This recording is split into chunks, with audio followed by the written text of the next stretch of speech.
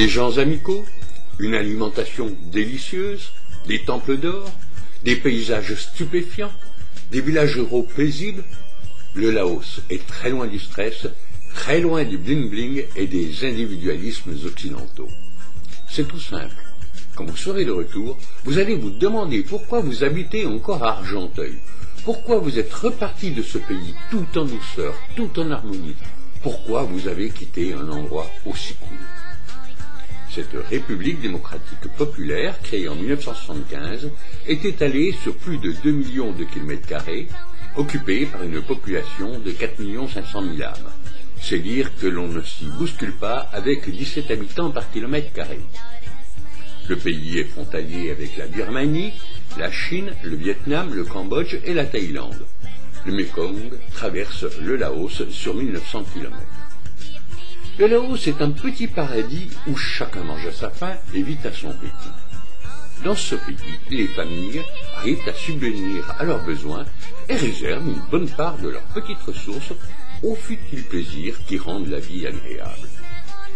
Du Laos s'émane une sorte d'énergie revigorante. Ouverte au tourisme depuis les années 2000, on peut se rendre dans toutes les régions. Comme ailleurs, cependant, il vaut mieux s'assurer les concours d'un guide pour visiter le pays, qui est magnifique avec une végétation dense au centre de laquelle vivent des tribus attachées à leurs traditions.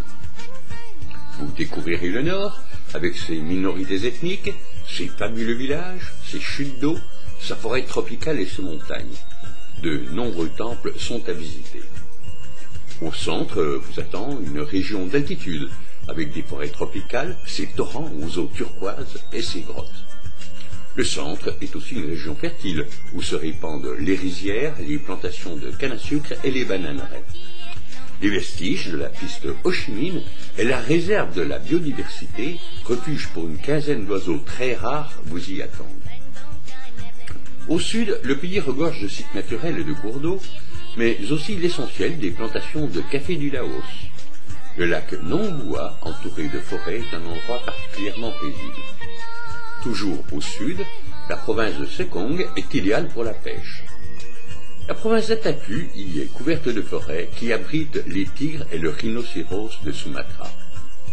La province de Champasak, qui est l'un des grands centres culturels, politiques et économiques du Laos, mérite de s'y attarder.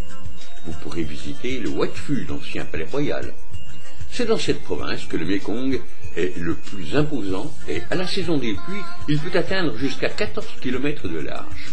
Les chutes d'eau de cône, les plus belles de toute l'Asie du Sud-Est, sont également à voir dans cette région. De Luang Prabang, l'ancienne capitale royale au charme désuet, au sud du pays, le Laos offre tout au long du Mekong une panoplie de sites sauvages extraordinaires.